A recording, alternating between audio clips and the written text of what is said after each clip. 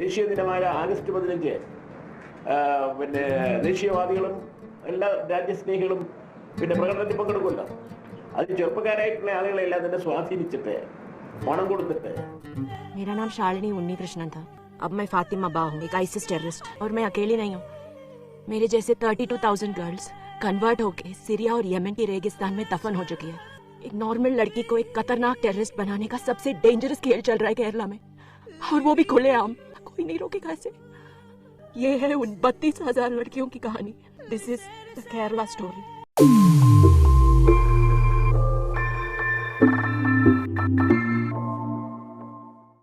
नमस्ते दोस्तों, आप सबका एक बार फिर से स्वागत है आपके अपने YouTube चैनल सत्य सनातन में. The Tashkent files, the Kashmir files, आने वाली फिल्म में the Delhi files, the Ajmer files. लेकिन इसी से थोड़ा सा हट के आई है the Kerala story. The Kerala story Vipul Amritlal Shah की अगली फिल्म है. विपुल शाह को आप सभी जानते हैं. सिंह इज किंग, कमांडो और फोर्स की पूरी सीरीज उन्होंने निकाली हुई है और इस पर आगे भी काम कर रहे हैं. लेकिन इन सब फिल्मों में अगर आप देखेंगे, आतंकवाद को बहुत अच्छे तरीके से पोर्ट्रे किया गया है. और इस आतंकवाद में सबसे बड़ा आतंकवाद एक इतना सॉफ्ट आतंकवाद कि उसको आतंकवाद के रूप में कोई जानता ही नहीं, मानता नहीं है, और वो है लव जिहाद का आतंकवाद. इस लव जिहाद के आतंकवाद की एक छोटी सी खबर मैं आपको बता देता हूं, सहारनपुर से है. सहारनपुर में एक मोमीन एक हिंदू लड़की के घर में घुस जाता है और उसकी पीट पीट करके हत्या कर दी जाती है. लेकिन इसके बाद में यह खबर तो सब जगह पहुंच जाती है, लेकिन जिन मोमीनों ने अपनी उन बहनों की हत्याएं की है जो हिंदू लड़कों से प्रेम करती थी, उनके विषय में अभी तक किसी ने भी कोई भी बात नहीं की है. हालांकि सहारनपुर वाली घटना में हिंदू लड़की भी मारी गई है. अब आप खुद सोच सकते हैं कि जहां एक तरफ मोमीन भाई जो हैं अपनी लड़कियों को सुरक्षित रखते हैं हिंदू लड़कों से, लेकिन हिंदू लड़कियों को असुरक्षित कर देते हैं उनसे निकाह करके, लव जिहाद करके. विपुल अमृतलाल शाह ने एक ऐसा गट्सी डिसीजन यहां पर लिया है, ऐसा सॉलिड डिसीजन यहां पर लिया है कि पूरे बॉलीवुड से, पूरे कराचीवुड से इसकी उम्मीद की ही नहीं जा सकती थी. आगे बढ़ूं उससे पहले मैं आपको एक खबर दे देता हूं, बहुत अच्छी खबर है. राजीव मल्होत्रा जी का पूरा साहित्य सनातन हाट पर आ चुका है. वहीं पर आपकी हवन किट और मंदिर मॉडल भी मिलेंगे. जब भी आप कहीं पर किसी से मिलने जाएं तो गिफ्ट रूप में भी ये सारी चीजें दे सकते हैं. मैं आपसे बार बार क्यों अपील करता हूं? क्योंकि सनातन का जो इकोसिस्टम है उसको स्टैब्लिश करने में आप यदि यहां से कुछ भी लेते हैं तो हमारी सहायता होती है. इस सहायता को थोड़ा सा और आगे बढ़ाते हैं और अवेयरनेस फैलाते हैं. और इस अवेयरनेस को फैलाने के लिए इस वीडियो को जरूर सब तक पहुंचाइएगा और इस आने वाली फिल्म को जरूर सपोर्ट कीजिएगा, क्योंकि अभी तक भी इसको बहुत कम लोगों ने देखा है. इस टीजर को जितनी रीच मिलनी चाहिए थी वो नहीं मिली है, इसीलिए आप लोगों से मैं अपील कर रहा हूं. अदा शर्मा जो कि विपुल शाह की फिल्म में आती रहती हैं, उसके अलावा उनको बहुत ही कम दिखाया जाता है. हालांकि काफी टैलेंटेड लड़की है.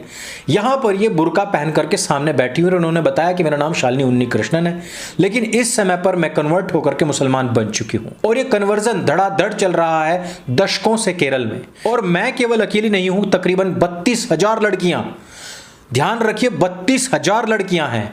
और वो 32,000 लड़कियां मुसलमानी नहीं हैं, वो 32,000 लड़कियां या तो ईसाई है और उनमें भी 99% हिंदू लड़कियां हैं. ये एक ऐसा कड़वा सच है जिसको भारत की सरकार, भारत का विपक्ष, भारत की सुप्रीम कोर्ट और भारत के जितने भी सामाजिक संगठन हैं उनमें से एक भी नहीं जानता. एक किसी मुसलमान की मृत्यु के बाद में यूएन तक के दरवाजे खड़खड़ा दिए जाते हैं, लेकिन 32,000 हिंदू लड़कियों की मृत्यु या उनके जेल में सड़ने और उनके सेक्स स्लेव बनने के बाद में किसी के कान पर जूं तक नहीं रेंगी है. आप 32 नहीं 32,000 के विषय में सोचिए कि आपका पूरा का पूरा शहर जो लड़कियों से बसा हो वो पूरा का पूरा उजड़ चुका है. और वो कहीं पर जाकर के कोई संन्यास नहीं ले रही हैं, किसी के वेलफेयर का काम नहीं कर रही हैं, वो आतंकवादी बन रही हैं. वो भी खुरासान मॉडल पर काम करने वाले आतंकवादी, आईएसआईएस के आतंकवादी. वो क्या करते हैं? वो करते हैं सुसाइड बॉम्बर बनने का काम, वो करते हैं धड़ाधड़ बच्चे पैदा करने का काम, और वो करते हैं दूसरे मासूम लोगों की जान लेने का काम.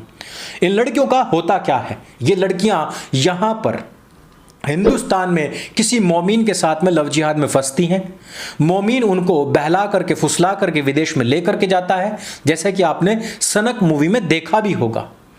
वहां ले जाकर के उनको आतंकवादियों के कैंप्स में छोड़ दिया जाता है और वहां से पैसे ले लिए जाते हैं। उन महिलाओं के साथ में क्या होता है? आपने कुछ दिनों पहले कुछ खबरें पढ़ी होंगी कि कुछ मोमिनाओं ने आईएसआईएस के आतंकवादियों की स्लेव बनने की इच्छा जाहिर की थी। उन्होंने कहा था कि जब ये काफिरों के खिलाफ युद्ध करते हैं तो शाम को आते होंगे उनको आराम देने के लिए, उनको कुछ समझ जाइए कि क्या चीज देने के लिए हम वहां पर जाना चाहती हैं। वहां पर मोमिनों ने अपनी बहन बेटियों को सुरक्षित रखा और वहां पर माले गनीमत यानी कि गैर मुसलमानों की लड़कियों को सप्लाई करना शुरू कर दिया। हृदय को विदीर्ण कर देने वाली इन घटनाओं पर आज तक हमारा सुप्रीम कोर्ट चुप है, लेकिन सुप्रीम कोर्ट की सबसे बड़ी प्रॉब्लम यह है कि देश के अंदर हिंदुओं के त्योहारों पर किस प्रकार से हमें नकेल कसनी है। सरकारों को चाहिए कि एक हाथ में कुरान देंगे, एक हाथ में हम कंप्यूटर देंगे। मैं तो बार बार अपील करता हूं कि एक हाथ में आप वेद लीजिए और दूसरे हाथ में गीता जी लीजिए। आप लीजिए तो सही, दरवाजे तो हमने खोल रखे हैं।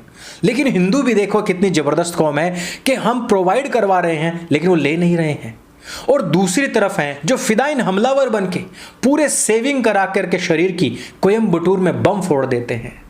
मैंने कितनी बार नहीं कहा है कि दुनिया में इस्लाम की नज़र में केवल दो लोग होते हैं, एक होता है मोमीन और एक होता है काफिर।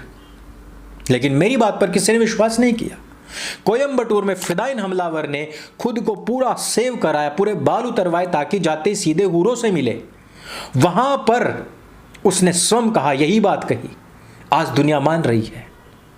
एक मुसलमान शाहजहांपुर उत्तर प्रदेश में खुद कुरान जला देता है, हिंदुओं के ऊपर इल्जाम लगता है, भारतीय जनता पार्टी कार्यालय उनके बोर्ड में आग लगा दी जाती है और भारत का मुसलमान कह रहा है कि हिंदुस्तान के अंदर इस्लामोफोबिया है। यहां पर राम राज्य लाने की हिंदुत्ववादी भगवादी जो सरकार है वो लगी पड़ी है, मुसलमानों को मारा जा रहा है, मुसलमानों की मस्जिदें जलाई जा रही हैं, उनके कुरान जलाई जा रही है। लेकिन जब बाद में पता लगता है कि वो जलाने वाला एक मुसलमान था तो सारे के सारे मुसलमान एक हो गए और उसका केस लड़ने के लिए पहुंच गए और सबने घोषित कर दिया है, प्रमाण पत्र दे दिया है कि बंदा जो है वो पागल है। एक तरफा भाईचारा क्यों भाई? उस किताब में जिन काफिरों, जिन गैर मुसलमानों, जिन मुशरिकों के खिलाफ नफरत भरी हुई है, जिनका गला रेतने की बात कही गई है और जिसकी सीख पर चलते हुए 30,000 लड़कियों को मौत के गर्त में धकेला जा चुका है, ये जो मुसलमान ने जला दी है तो आप सब लोग केस लड़ने के लिए खड़े हो गए। लेकिन यही काम अगर गलती से भी किसी हिंदू से हो जाता तो उसका कमलेश तिवारी बना दिया जाता, उसकी हत्या कर दी जाती, उसका कन्हैया लाल बना दिया जाता। बिना किसी गलती पर सैकड़ों हत्याएं भारतवर्ष में पिछले कुछ वर्षों में हो चुकी हैं। लेकिन एक मुसलमान जिसने खुद कुरान जलाई है उसके लिए पूरा का पूरा इस्लाम जगत खड़ा हो गया, उसको पागल, उसको मानसिक रूप से विक्षिप्त सिद्ध करने के लिए। द केरला स्टोरी उन 32,000 लड़कियों की कहानी कहती है जिनको छल से, बल से, किसी भी प्रभाव से, लव जिहाद से इस्लामिक बनाया गया, कन्वर्ट किया गया, उनकी इज्जत और आबरू लूटी गई, उनको बाद में बेचा गया, उनको आतंकवादी बनाया गया, उनको फिदाइन हमलावर बनाया गया, उनको बच्चा पैदा करने की मशीन बनाया गया, उन बच्चों को फिर से फिदाइन हमलावर बनाने की तैयारी की गई और उनको या तो मार करके या वो खुद मर गई तो तब फिर भी दफनाया गया और अधिकतर उनमें से अभी भी अफगानिस्तान की जेल में सड़ रही हैं। हिंदुस्तान का जो तथाकथित नागरिक और जो गद्दार, दीमक और नमक हराम, जालीदार कटोरे छाप नुमा कौम है, ये इस बात को कभी स्वीकार नहीं करेगी। लेकिन अफसोस कि हिंदू भी इस तरीके के कॉज को, इस तरीके के मुहिमों को कभी सपोर्ट नहीं करता है। ना ही वो जागरूक होने का प्रयास करता है और ना ही वो अपने परिवार को, अपने लड़कियों को जागरूक करने की कोशिश करता है। लगातार इस प्रकार की घटनाएं भारतवर्ष में जन्म ले रही हैं, लगातार इस प्रकार की घटनाएं घटित हो रही हैं, लेकिन हिंदू समाज अभी भी आंखों पर पट्टी बांध करके बैठा हुआ है। और यह 32,000 का आंकड़ा केवल केरल से है। संपूर्ण भारतवर्ष से यह आंकड़ा 1 लाख से भी ऊपर पहुंच सकता है और यह आंकड़ा अभी सन 2000 के आसपास से लेकर के अब तक का है। फिर कहते हैं कि कुछ तो बात है कि हस्ती मिटती नहीं हमारी, मिटती जा रही है लेकिन आंखों से पट्टी हटती नहीं तुम्हारी। इस वीडियो में सिर्फ इतना ही। मैं चाहूँगा कि आप इस कोज को, इस फिल्म को, इस टीजर को सपोर्ट करें और जितना हो सके अपने इकोसिस्टम को स्थापित करने के लिए हमें भी सपोर्ट करें। मेरे संग बोले सत्य सनातन वैदिक धर्म की जय। जय हिंद, वंदे मातरम।